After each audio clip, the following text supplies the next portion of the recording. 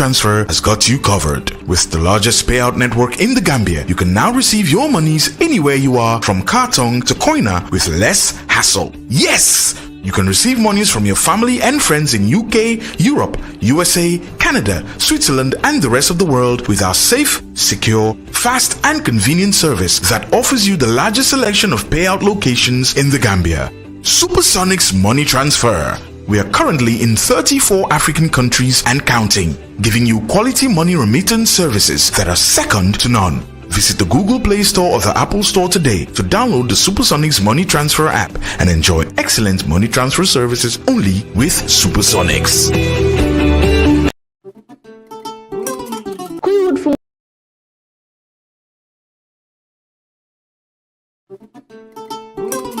kuy wut fu muy fanaan ak kuy wut ku ko wétali xanaa delloo buntu gi war la naa boo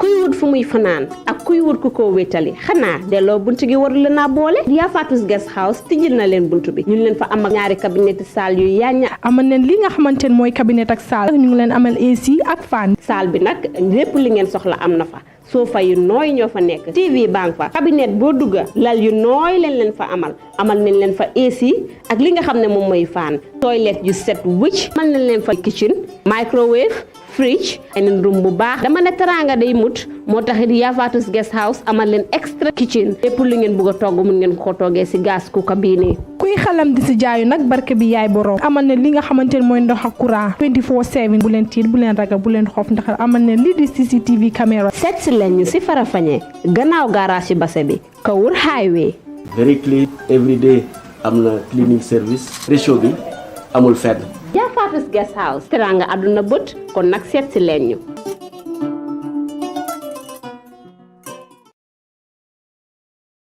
open the dialogue. Before you have distinguished or honorable members of the National Assembly of the Republic of the Gambia.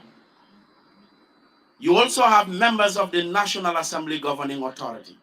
So we are privileged that the Honorable Majority Leader, the Honorable Minority Leader,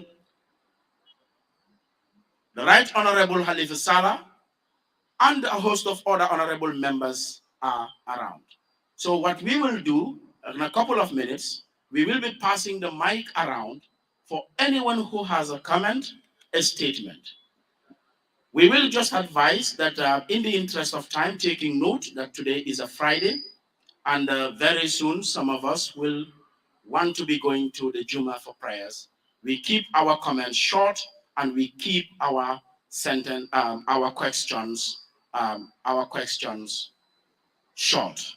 And with the permission of the Right Honorable Majority Leader, we are going to employ a parliamentary rule that your question should not be pregnant, meaning you will just ask one question at a time.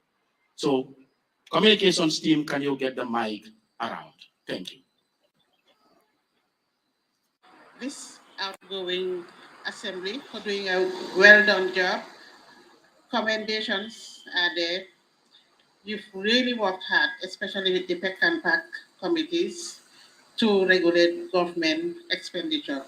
Well done and best of luck. Thank you. Thank you very much, ladies and gentlemen. I don't think I should even speak because having heard from Honorable Halifa Sallah, but then again, as one of only 3 elected female members, I would make emphasis on the importance of female representation.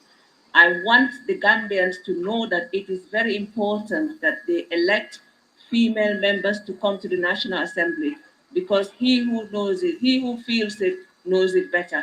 Women must come and represent themselves at the National Assembly. This coming April, I'm appealing to Gambians to elect female members to come and represent them. Thank you. Yeah, thank you very much. I also want to thank the organizers for organizing this important event. It will be recalled that this is the first of its kind in the annals of the National Assembly. This is real sense of ownership. National Assembly is a national bandaba and it's a marketplace of ideas. So those who voted us, if they are given the opportunity to come and witness our activities, is just a step in the right direction. And I will urge the National Assembly Service to keep doing this thing because it's very healthy. Thank you. Thank you very much. Before the mic goes to the next two people that will comment or ask a question, I just want to state that if you are having the mic, please introduce yourself for the benefit of the audience.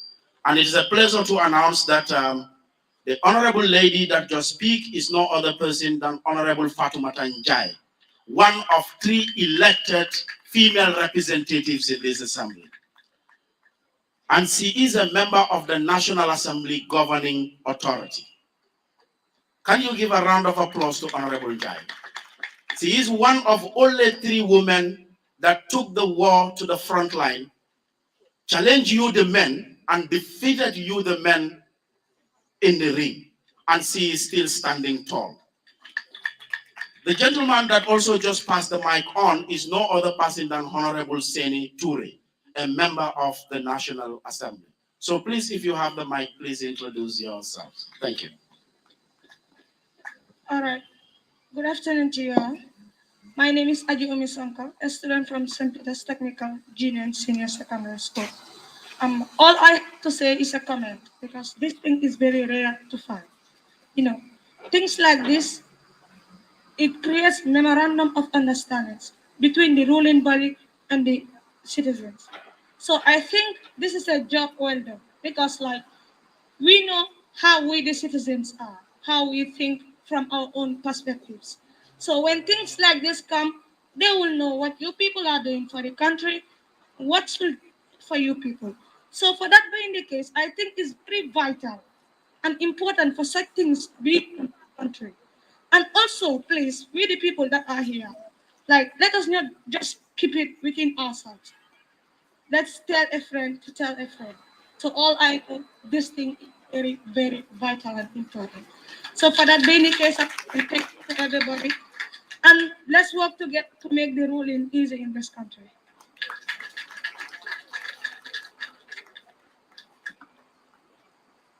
Good afternoon to everyone. My name is Aisha Aramaju, a student of St. Peter's.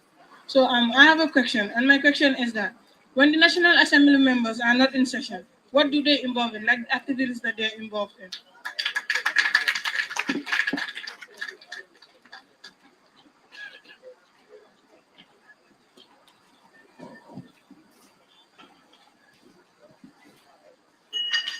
Well, you have sessions. Hello, good morning.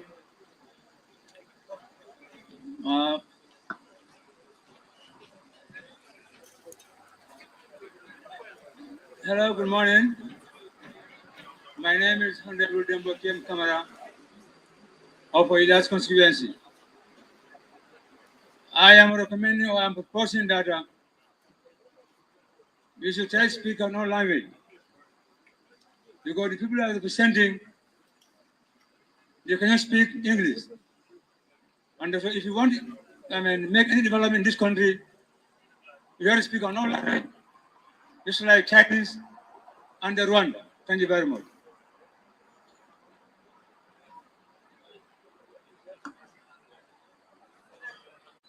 The question is asked, what National Assembly members do when we are not in session. The most important work of the National Assembly is committee work. All National Assembly members belong to various committees. And these committees engage the ministries that they conduct oversight that constantly they are in touch with what is happening in the country. I am sure you must have seen in the media committees engaging either directly the work of scrutinizing activity reports and financial statements or paying site visits, because sometimes you can have a statement indicating that some machinery has been bought costing hundreds of thousands of dollars or millions, but then unless you go to the site, you will not be able to gauge whether there is value for money. So National Assembly members do engage in that.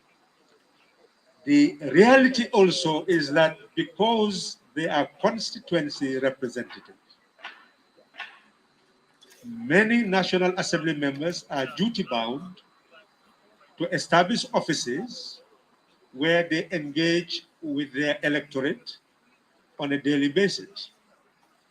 And that should be the norm, that a special hour or hours or days are kept so that the electorate may come to raise their issues that you may be able to solve. Some will complain about businesses they have engaged with others who wish to defraud them. Some will talk about land questions. And with the poverty issue in the country, you'll find many talking about health issues, not being able to buy medicine. So in general, you end up dealing with the daily realities of the community. But fundamentally, you see the National Assembly members involved in committee meetings after plenaries. I hope I have answered your question.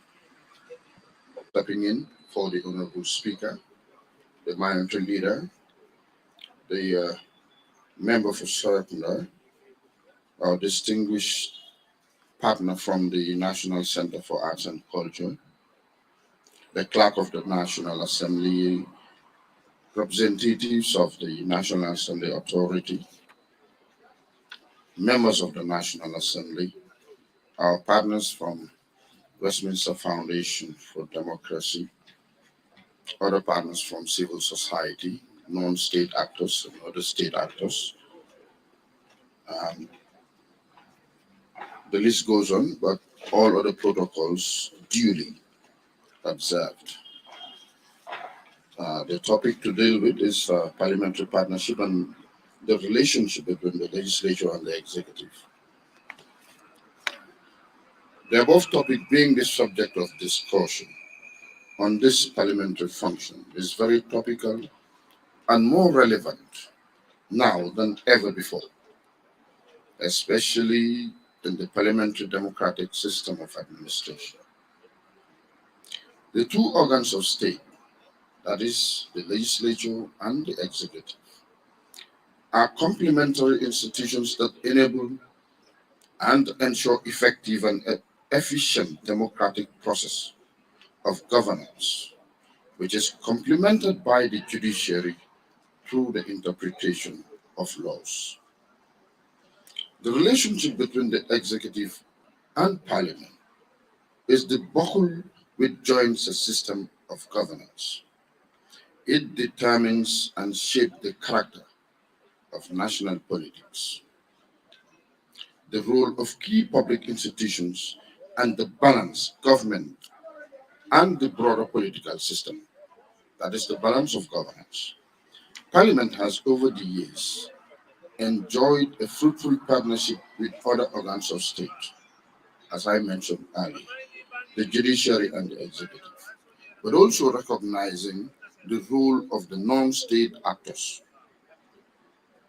civil society organizations, donor community, such as the partnership we have with Westminster Foundation for Democracy, which is the key partner in the organization and coordination of today's function, which is one of its kind. It has not happened anywhere in the Gambia.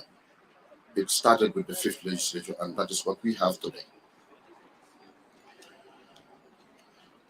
Now, we have other partners, the UN systems, through the United Nations Development Program, UNICEF, UNFPA, and other global institutions, notably the IMF and World Bank, the International IDEA, Inter-Paris, Article 19 for West Africa, and the International Republican Institute, the Institute for Democracy and Human Rights in Africa, the Interparliamentary Union, Africa Parliamentary Union, the Pan-African Parliament, the ECOS Parliament, we have the West Africa Association of Public Accounts Committees, we have the African, Caribbean, and European Union Joint Parliamentary Assembly, which we are also a member. We have partnership with the US Congress, even the Parliamentary Union of the Organization of Islamic Conference, and the House of Commons. The list goes on. These are all partnerships through interparliamentary diplomacy that we organize ourselves and commit our development to. Now, such partnerships have yielded dividend for the Parliament through the sharing of international best practices and capacity building programs.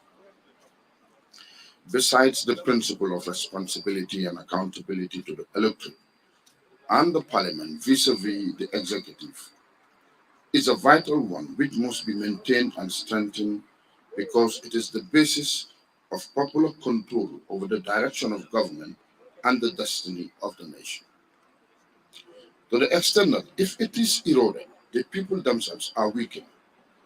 If the people cannot call to account the makers of government policy, they ultimately have no way of controlling public policy or the impact of that policy on their own lives.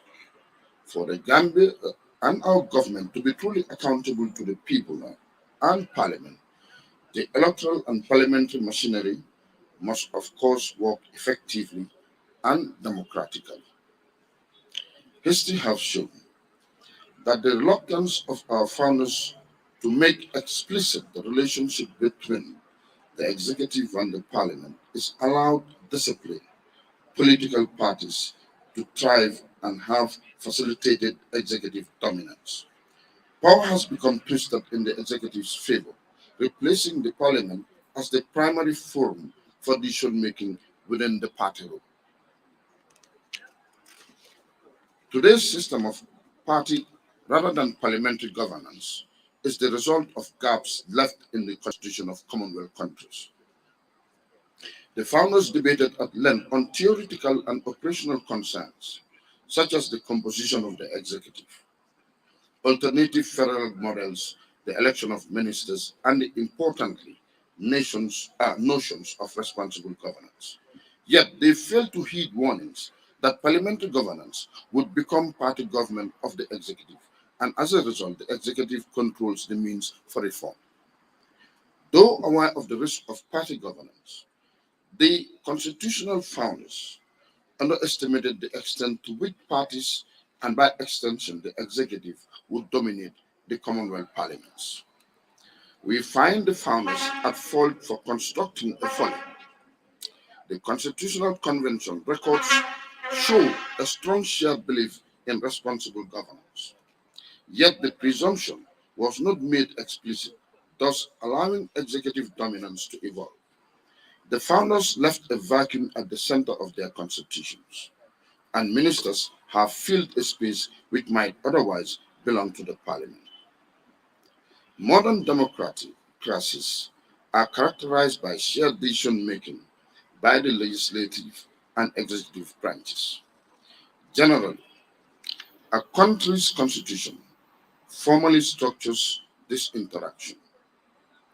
Practically, precedent and practice then fill in the gap to create the political system under which a government operates daily. Of course, the type of governmental system under which a country operates fundamentally influences the structure and tenor of legislative-executive relations. There has been widespread agreement that responsible government was the preferred model for modern democracy. By responsible government, one may have in mind ministerial accountability to the Parliament. Yet, in deciding not to spell out the requirement for responsible government or the mechanisms to sustain it, the constitutional authors bowed before the difficulty of the task. The decision to be silent on the requirements of ministerial accountability set a pattern of executive dominance that continues today and will almost certainly characterize the second century of most Commonwealth parliaments. So on that note, I want to take this opportunity to thank you once again for your attention, and may God bless us all so that we continue this engagement. Thank you, Mr. Chair. Thank you very much. Honorable Deputy Speaker, who is unavoidably absent here, the Honorable Majority Leader, of course, who was stepping in for the Honorable Speaker, our Honorable Right Honorable Halifa Saleh, the member for Serekunda, our key guest of honor. We thank you for coming, and we acknowledge all those who are present today, with honorable members and our stakeholders, partners. Without belaboring more on the point, I just wish to go straight to my topic, which is the structure and function of the Assembly, in particular the legislative process. I would not want to give you much about the overview of the Parliament, which I know Mr. Caesar has ably done justice to this topic by taking us through the historical perspective of Parliament in the Gambia. My presentation would therefore focus mainly on the structure, of course, and function and the legislative process as far as Parliament is concerned. Basically, as we know, the institution of Parliament is created, it's a constitutional institution created under Section 87 of the Constitution that mandates the establishment of the National Assembly as a state organ, and it's an entering clause. That means we do not exist at the will of the executive, neither at the will of the judiciary. We exist by creation of the Gambian people.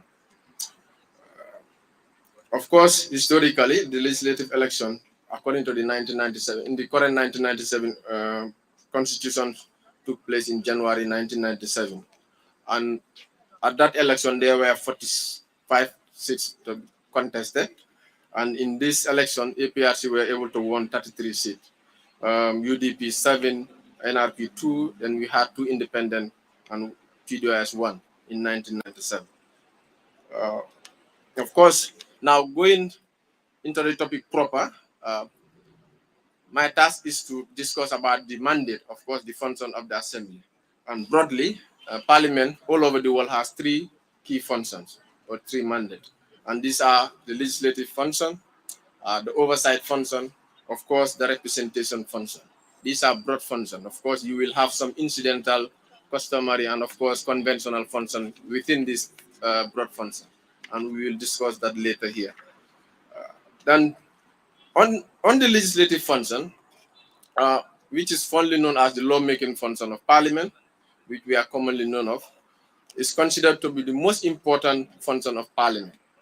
Of course, in our Constitution, Section 101 of the 1997 Constitution, give legislative power of the Gambia, or vest the legislative power of the Gambia on the National Assembly, and through bills passed by the National Assembly and effectively assented to by the President. And in other words, what this means to tell you is that there is no person or authority or body other than Parliament that has the power to pass any measure with the force of law except by or under an authority of act of the National Assembly. This is where the legislative process power is derived from. Aside the constitutional powers, there is no body, of course, institution in the country that can make law or that can make any order with a force of law without under the authority of the Act of Parliament. Let no one fool you that, yes, of course, we will get to that some may argue, or there's a debate that, of course, Parliament just legitimized the lawmaking process because they're seeing like most of the bills, or of course, in our case, 99% of all the bills emanate from the executive. But that does not mean that Parliament does not make the law. At the end of the day, if Parliament wishes not to enact those bills, they will not never become a law in the country. So essentially, what this tells you that Parliament, no matter what, where the bill emanates from, is Parliament who makes law. Of course, under this legislative function, as I said, it's too broad. For the purposes of time, I would just want to be very brief on it. But of course, you will have a financial control on it. If you look at Chapter 9, Part 1 of the 1997, which variously, of course, vest the control of all public funds with the National Assembly. And here also, government or no institution can raise tax in the country without the approval of Parliament. And this particular reference is Section 149 of the Constitution. So it's only Parliament that can authorize government to raise tax. So this is also part of the legislative function of Parliament. And Parliament equally has the duty and power to monitor the expenditure of public funds to ensure that the monies it has authorized are used for the purpose of which are intended. This also, of course, it's somehow part of the legislative process, but it will be more fitted in the oversight function, which I will be discussing later. Still on the legislative process, now, just for the interest of this gathering and our outside stakeholders, how do this legislative function or process are being handled in Parliament? So it is so broad, and time may not permit us, but I would just give a brief understanding for the purpose of this gathering, how laws are made in Parliament, the basic steps. And basically, all laws are made through bills passed in Parliament here. And bills are, in other words, these are draft legislation. These are draft legislation intended by government or a member or a committee for Parliament to consider and pass it into law. So all laws pass through the stages of bill. So once a government intends a particular policy or whatsoever considered to become a law, they bring such proposal in kind of a bill. And in our standing orders, we have categorized, or we have three types of bills. We have what we call the government bill, we have what we call members bill, and as well as the newest form of bill is committee bill. Of course, in other jurisdictions, this has been the norm, but we have recognized this in our codified standing orders recently to recognize committee bill. Of course, we have not yet have such kind of a bill. But of course, my right honorable chairperson of all chairpersons that I fondly call, the right honorable Sida Jata, the member for Woodley West, and of course the chairperson of the Standing Orders Committee. I know he was working something with his committee to come up with such a kind of a bill called a committee bill, but that's not yet before us. So I can rightly say that we have never had what we call a committee bill in the history of Parliament of the Gambia. So just going forward, now once there is a bill, whether it's a government bill, members bill, or committee bill, what is most important at the planning stage that once it is done, drafted, it must be gazetted. This is the requirement before its introduction.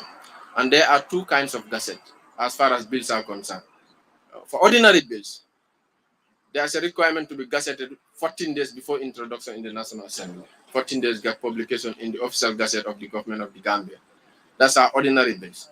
But the exception, which is called the constitutional bills, these are bills that seek to amend the constitution or promulgate a new constitution or whatever, repeal a provision of the constitution. These are constitutional bills. It needs nothing less than 100 publications in the gazette, as we could have witnessed in the famous draft constitution and other amendments. There's a current bill that to be tabled in this forthcoming session. So in other words, what I wish to communicate here that there are two process of publication in the gazette for bills. One is for ordinary bills, which need not 14 days publication in the gazette, and then the constitutional amendment bills or constitutional bills that needs nothing less than 100 days publication in the gazette. So once this is satisfied, then it is cleared for introduction in the National Assembly. So once it's introduced in the National Assembly, there are 3 stages to the process as far as bills, consideration of bills are concerned in the National Assembly. Once it is introduced, which is called the first reading, the clerks will read the subtitle of the bill, which is deemed as the first reading of the bill. Once this first reading is satisfied, now the bill will be referred to a particular committee, which is the ABC, to schedule the second reading. The famous second reading, some of you may be aware, like last year, the second reading of the draft constitution. So this is the second reading when the minister or the person in charge of the bill, whether it's a member's bill, a government bill, which is normally brought by a minister, or a committee bill, which is brought by a chairperson of that particular committee. So once the second reading is scheduled in our agenda, then the person in charge of the bill will introduce the bill, setting the merits, the objective, and the memorandum of the bill to members.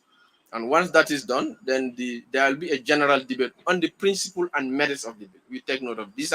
During that debate, it's only on the merit and principle of the bill that are debated. and a vote would be taken at the end of the debate whether members would accept for the bill to pass the second reading stage. And this is where our famous draft constitution failed. It couldn't get the required threshold to pass the second reading stage. While in the event that the bill happens to pass the second reading stage, it will be referred to the Assembly Business Committee, which is a committee within Parliament, to schedule that either the committee would decide ABC to refer the particular bill to a substantive committee for further investigation on the bill, or to the straight to the committee of the whole house. These are two-way stages after the bill have passed the second reading stage. So if the committee ABC decide to bring a motion within 3 days of the bill being referred to them, to either refer the bill to the committee of the whole house or to a substantive committee to do a further investigation or consultation on the bill, then the bill will be referred to that particular committee or the. Now, in this scenario, we had an particular bill that was referred by the ABC straight to the committee of the whole house instead of to a substantive committee, which was also a very famous bill, which was a local government amendment bill, which was brought by a member. It was a member's bill. So the ABC decided, instead of referring that bill to a particular substantive committee for consultation or investigation, they decided to refer it straight to the Assembly Business Committee. No, sorry, to the committee of the whole house for consideration. Of course, but what we should take note here that whether a bill is referred to a committee of the whole house or to a substantive committee, what the new standing orders is telling us that no bill, no matter how route it takes, except for under certificate of urgency, we will discuss, no bill shall pass all its stages in less than 9 days sitting. Previously, before our new standing orders, a bill can be considered within 1 day and pass. It may sound very strange, but this was the fact. But with our new standing orders now, that is impossible. You can't pass a bill within 1 day, except on the certificate of urgency. That's another route. Now, after a bill is committed to a committee stage, which is substantive committee, that particular committee has 16 weeks from the date of its referral to the committee to report back to the assembly. Of course, there are instances where if the committee can't finish its work, they can come back to the plenary to seek for an extension of time. That happens. Now, if at all it is referred to a committee of the whole house, now the ABC now would schedule the committee of the whole house to consider that bill straight into committee of the whole house within 3 days, but it should not be less than 3 days. So once the consideration stage is done, that particular bill will have to be rescheduled also in another 3 days later for the third reading, which signifies the passage or rejection. But if it is going through a committee of substantive committee, that committee has 16 weeks to work. And in this instance, why we always promote such a thing, and it's good for our democracy and legislative process, it gives the public the opportunity, and of course experts, to face the particular committee on a proposed legislation. Like, for example, the election bill currently is going through that stages. It's before a substantive joint committee, and I understand that that committee has done an extensive consultation on the bill with all partners, political parties, experts in the domain, and all interested parties, to engage them on what is their view on the provision of such a draft law, which is going to affect all of us. So in short, to wind up, I understand I'm taking too much time, but after either committee of the whole house or committee stage, after all that process is done, committee stage, which is still under the second reading stage, then we will have what we call the consideration stage. After the consideration, this is where members have authority and the assembly to amend. And this is where their legislative power is asserted. And that tells you that they are the lawmakers. At consideration, that anything that a word, even a comma they don't want into law, they have the power to delete, to add. So this is where they have the power to make law.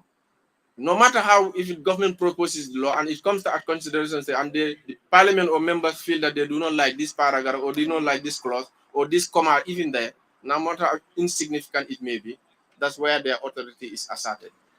And after the consideration stage, the third reading stage also is scheduled, of course, in not less than 3 days, of course. And if the third reading stage is scheduled, the person in charge of the bill, either the minister, a member, or a chairperson of a committee, would move a motion for the bill to be read a third time and pass. And here is very formal, and there's not much work to be done. This is just the member moving a motion seeking for the bill to be read a third time after all the amendments and, of course, the changes that was proposed by the members. And if it is agreed that the bill be read a third time and passed, and the question put by the presiding officer, which is the speaker, and the highest eyes happen to have it, then the bill will be deemed have been passed by parliament. And the clerk, of course, would authenticate the bill after tidying all the amendments and send it to the president for presidential assent. Here, what I wish to also draw our kind attention is that there are two stages also in voting a bill. For ordinary bill, you need only simple majority for the bill to pass or to be rejected. But for a constitutional bill amendment, either or a new constitution, there's a threshold in voting. And here also that where the draft constitution was failed, because it was failed by a minority. The majority voted for it, but the minority made it to fail. Why? Because the threshold for that bill to pass through the second reading stage, or even to third, if it went to the third reading, was 2/3 of the entire membership. And 2/3, according to our calculation, was 42. And the members at the time voting in favor fall short of that 2/3 majority. So it couldn't pass. So if at all it was an ordinary bill, it would have passed. But because it's a constitutional bill, that's why it couldn't pass, because the threshold required was not met. So essentially, we have also, aside the legislative function, we have the oversight function as well. And oversight function, I will not belabor much, but what it means Parliament has the responsibility to check on government.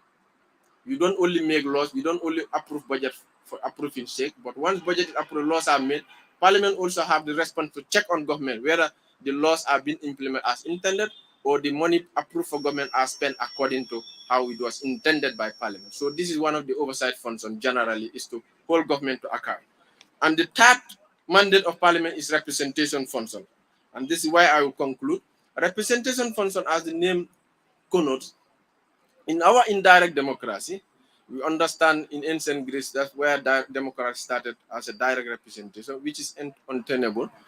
It's not sustainable for the entire Gambia to come to this small house to voice their concern. And when they introduce indirect democracy, then that's where representation concern begin. Each constituent, the Gambia is demarcated into constituency, and each constituent is required to elect one person among the lots to represent them in the House, in Parliament. And if you are in Parliament, and this is why, in fact, our rules of procedure does not even permit a member to be called by name in the assembly. A member is only allowed to be called by his or her constituency, to connote that he or she is representing, speaking, and whatever he does, whatever he speaks is on behalf of the people of that particular constituency he or she represents. So, for example, in Serekunda, the member, Honorable Halifa Saleh, would not be called. The rule says you cannot call him Honorable Halifa Saleh in the chamber. You call him Honorable Member for Serekunda. Because what the rule is recognizing that whenever he speaks, he is not speaking in his individual capacity. It is the entire Serekunda that is speaking. So that's called the representation. And they do this through even their question time to ministers. They make statements on behalf of their constituents. They also debate on policy and, of course, issues affecting their constituency. These all form part of their representation function. Now, to wind up, finally, it's about the structure of the National Assembly. We are all aware that according to the Constitution, the elected membership should compose of 53 from the 53 constituencies demarcated by the Boundary Commission, and 5 nominated by the President, giving a total membership of 58. So in essence, we have 53 elected members and 5 nominated by the President. And the term of the Assembly is 5 years, and members are elected from single-member constituency using the simple majority or first-past-the-post system. Currently, as far as party representation is concerned, we have 7 political parties represented in Parliament and 11 independent. The independent can be debated, but that is not the interest of this presentation. Honorable Cisse. Okay, UDP have 23 members currently, of course, minus 1 deceased person. May Allah have mercy on his soul. This is in the person of the former member for Kiang West. And APRC have 5 members, NRP have 5 members, NPP have 1 member, GDC 2 members, PDI has 4 members, PPP 2, and 11 independent. In conclusion, I would just want to borrow this from John Stuart Mill, who says that in representative democracy, the legislature acts as the eyes, ears, and voice of the people. Of course, I add that the all organs of the state are interdependent and must operate in unison. This demonstrated in the Gambia by the increasing tendency of greater judicial scrutiny of executive and parliamentary commissions or omission. So that tells you, no matter how parliament is important, we all serve as watch over each other. We act in unison, and it's a chain. Government is a chain, and we work in unison. The executive cannot work alone or in isolation. Of neither the judiciary nor the parliament can work in isolation. You will see on many occasions we've been dragged to court by the civil society or other bodies, and we have been checked by the judiciary. Of course, we also summon some of the judicial institutions. The Judicial Service Commission is subject to parliamentary scrutiny, or likewise all executive government and agencies. That tells you Parliament, the judiciary, and the executive are all interdependent, and we work towards the common good of society and as far as Gambia and the general public are concerned. So this is what we have for you this afternoon about the legislative process, of course, the structure and function of Parliament. Thank you so much for your kind attention. Thank you very much. Deputy Clerk, Legal and Procedural Matters. Simple and difficult. Simple because if you have well-landed speakers before you, you have very little to say. Difficult because you have very little to say on the topics given to you, but however, I've given it a try.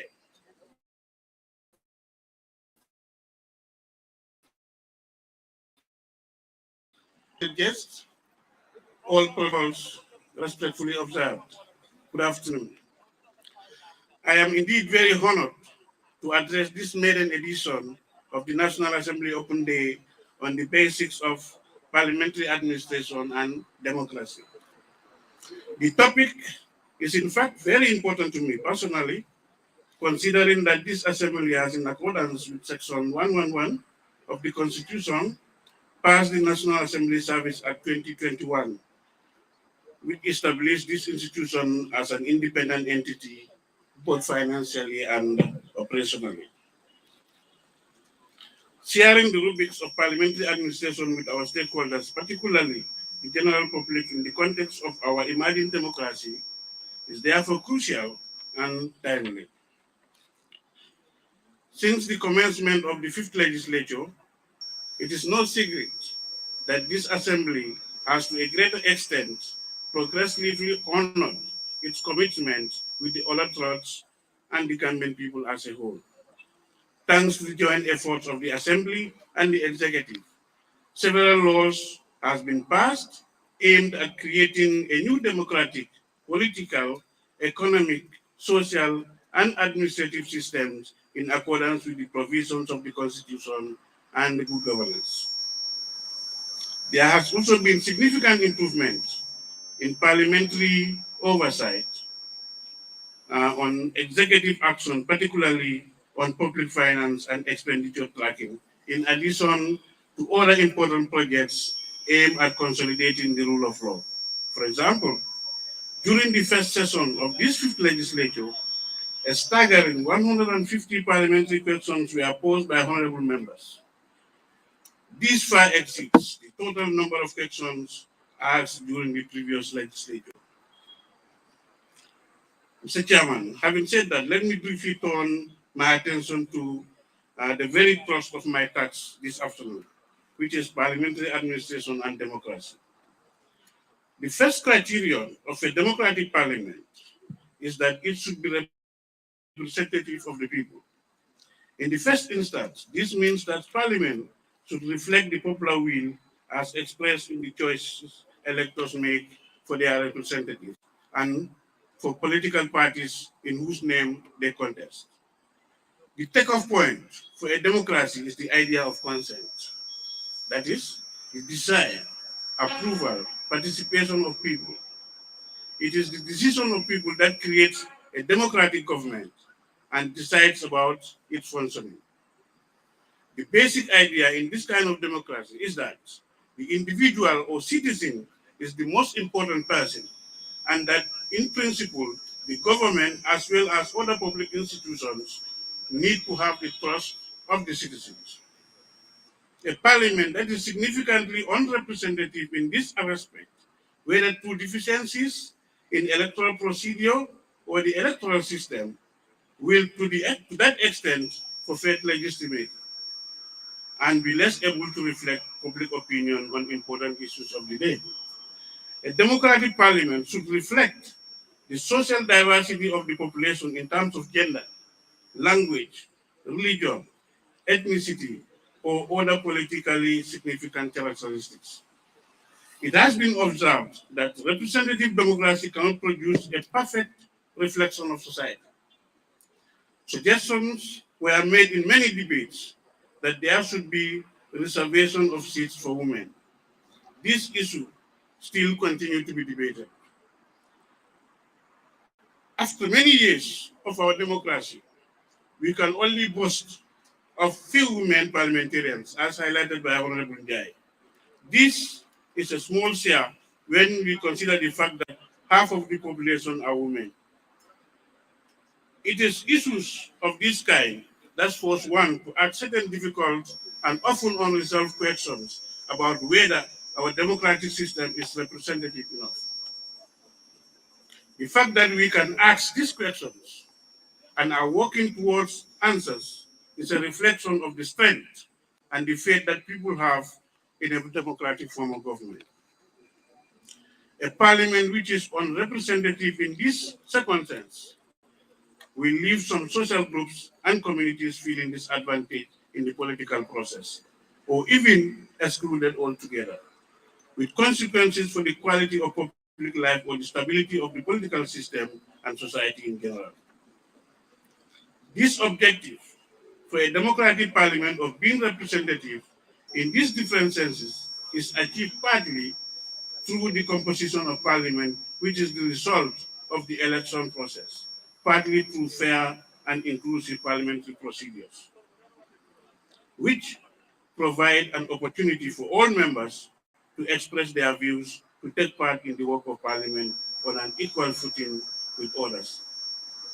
While the composition of parliament look at first sight to be the result of a pre-parliamentary process, parliaments are nevertheless capable of influencing their own composition indirectly through their legislative power to set the rules under which elections take place. As to fair and inclusive procedures, these are clearly under a parliament's own direct control. It is fair to state that since the beginning of the fifth legislature in 2017, we have been able to test in practice the viability and effectiveness of our organizational machinery, the separation of powers and cooperation among various authorities of the state in the context of genuine multi-party system and under the prevailing political, economic, and social conditions. In spite of these achievements, our experience has shown us that a parliament's commitment to making political and economic changes does not immediately lead to desired results. On the contrary, it is accompanied by considerable challenges, excessive politicization, and antagonistic political fragmentations encourage sectoral interest instead of the rule of law. This, as we have seen in many parliamentary jurisdictions, led to parliamentarians working on self or party interests rather than the collective interests of the state. These challenges must, however, not discourage us, but rather make us determined to strengthen the forces of democracy even more. This is all the more necessary as it remains a pressing need for the National Assembly to continue to consolidate the gains, to establish democratic institutions, and to implement mechanisms of a democratic society. The National Assembly represents the formal link between citizens and the civil society and the state. It is therefore paramount to improve dialogue such as this to bring assembly closer to the people. We expect to celebrate this event annually, and that next year we hope that the event will be organized in the provinces to further bring the electors closer to the National Assembly. To conclude, which I wish to know that parliaments work in multiple ways. This is not only done through legislation and oversight functions, but Assembly members also serve as advocates. Parliamentary collaboration is necessary, and those carried out through bilateral and multilateral parliamentary groups, as well as various exchange programs for staff and young professionals working on the working level of the parliament. Parliamentarians also have opportunities to act, initiate, and encourage for peace, friendship among peoples, democracy, the rule of law, and human rights across cultures in all facets of society. Strong parliaments, as we all know, are a cornerstone of democracy. They represent the voice of the people, pass laws, allocate funds to implement laws and policies, and hold governments to account. They, they make sure that policies benefit all people, especially the vulnerable. I am hopeful that you will use this great event to explore all the various aspects of the work of the Assembly so that we can expand the space for enhanced working relationship between the National Assembly and the electorate. I thank you very much for your attention.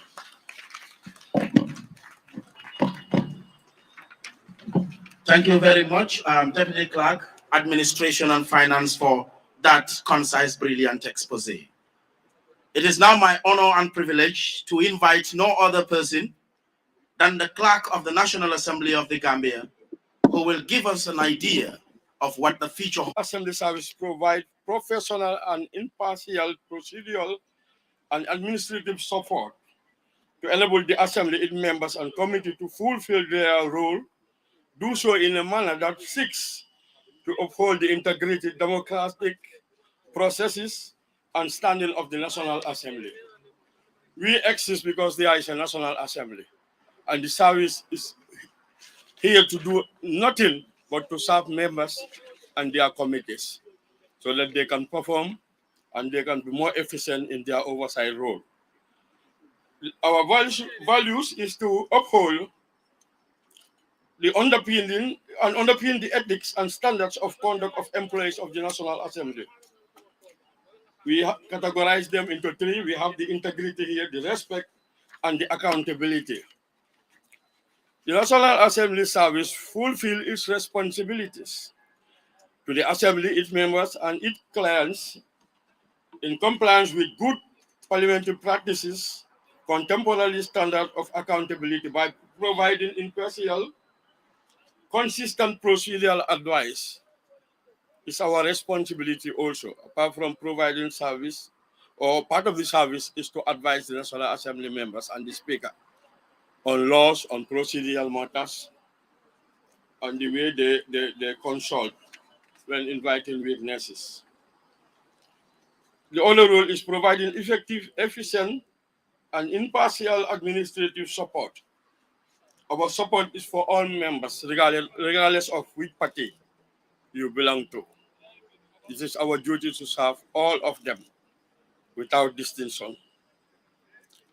The only responsibility is compiling and maintaining accurate parliamentary and administrative records, providing educative programs and resources, providing public access to the National Assembly, its proceedings, committees, and members. So for the boys and girls or students who are here, we encourage that you come and visit the National Assembly, particularly during session. It could be very helpful to your learning process. The other strategic priority is procedure and practices. Develop efficiency in the production, dissemination, access, and retention of procedural records by the utilization of information communication technology systems, applications, and record management system. Promote the development, attraction, and retention of procedural expertise in support of chambers and committee operations. The administrative support, as far as the strategic priorities are concerned, is to support the delivery of high-quality administrative service to members and committee. As I've mentioned earlier, we don't have any other responsibility other than to serve members and committees. advocate for the modernization of the National Assembly organizational structure to support the efficient delivery of existing services, new services and functions, maintaining business continuity and a secure work environment, enhance strategic planning and reporting. And that has been our priority. We make sure that whatever we're doing is in line with our strategic plan. The other strategic priority is engagement and educative program. Develop and deliver programs for members in relation to their obligation as members of the National Assembly. Utilize existing and new technologies for the provision of parliamentary information to members and the general public to promote educative programs to the public. Promote and review effective communication with stakeholders. The other strategic area is information management. We develop in-house skills in the management of information and technology systems. Develop organizational structure and standard for records management and corporate knowledge captured, including the development of supporting policies and training programs. The last strategic priority is people and culture. The service review and develop policy and procedures that guide and regulate the professional behaviors of staff. When we passed our act, our task was to come up with lot of legislation so that it can guide our process. And this includes code of conduct, the dress code. And the integrity of this assembly is key, is important as a second arm of government or as a legislative body. So we also develop and maintain training resources specific to all positions supported by the assembly service. Provide opportunity for career development to ensure that staff reach their full potentials. Develop a work culture that makes the assembly an employer of choice. I would like to just summarize that the assembly is now an assembly to be reckoned with. We have made sure that we are independent, as has been mentioned, financially and operationally, because to provide service to the assembly members, you need to be independent, and that has been our function. Because this has been the only parliament that depends on government to be fully financed. We are not outside government, but we have made arrangements so that our finances can be easier and can be managed in-house. On that note, we would like to thank you. Today is Friday and it's a Saturday. Thank you very much for your attention. Thank you.